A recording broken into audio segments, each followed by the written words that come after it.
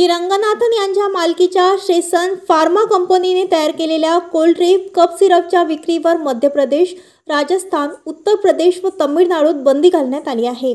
मध्य प्रदेश, राजस्थानसह देशातील अनेक ठिकाणी कोल्ड्रिप या कप सिरपमुळे खोकल्यावरील औषध अनेक लहान मुलं दगावली आहेत। या कप सिरपवर आता सरकारने कारवाई केली। तसेच हे औषध बनवणारी कंपनी शेसन फार्मास्युटिकल मालक जी रंगनाथन यांना अटक करण्यात आली आहे। या औषधामध्ये विषारी रसायन आढळल्याचा आरोप आहे। त्यानंतर मध्य प्रदेश, राजस्थान, उत्तर प्रदेश व तमिळनाडूत या औषधीच्या विक्रीवर बंदी घालण्यात आली आहे।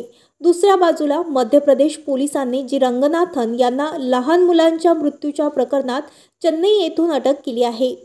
त्यांना पकडण्यासाठी मध्य प्रदेश पोलिसांची 2 पथक तमिळनाडूमधील चेन्नई व कांचीपुरम येथे पाठवण्यात आली होती। कांचीपुरमला गेलेल्या पोलिसांनी शेसन कंपनीच्या कारखान्यातून औषधांचे काही नमुने घेतले आहेत, तर चेन्नईला गेलेल्या पथकाने रंगनाथन यांना बेड्या ठोकल्या। सदोष मनुष्यवधाच्या जो खुनाच्या श्रेणीत येत नाही, गुन्ह्यासह मुलांच्या सुरक्षेला धोका आणि औषधांमध्ये भेसळ करण्याच्या आरोपाखाली जी रंगनाथन यांच्यावर गुन्हा दाखल करण्यात आला आहे। पोलीस त्यांना आता मध्य प्रदेशातील छिंदवाडा येथे घेऊन येणार आहे। त्यासाठी त्यांनी चेन्नईतील न्यायालयात रंगनाथन यांनी ट्रान्झिट रिमांड मागितले आहे। रंगनाथन यांना पकडून देणाऱ्यांसाठी 20,000 रुपयांचं बक्षीस।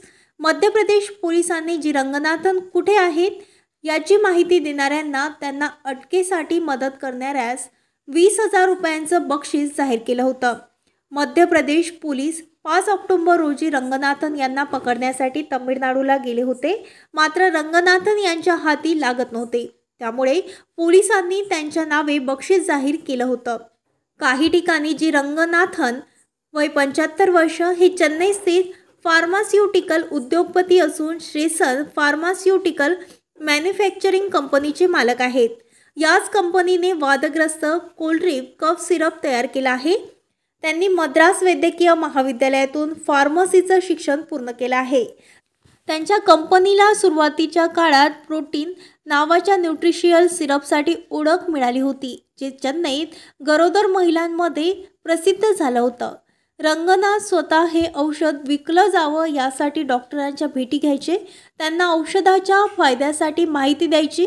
महाराष्ट्र न्यूज लाईव्ह मुंबईसाठी संदीप राठोडसह कॅमेरामॅन गोपाल चव्हाण, छिंदवाडा, मध्य प्रदेश।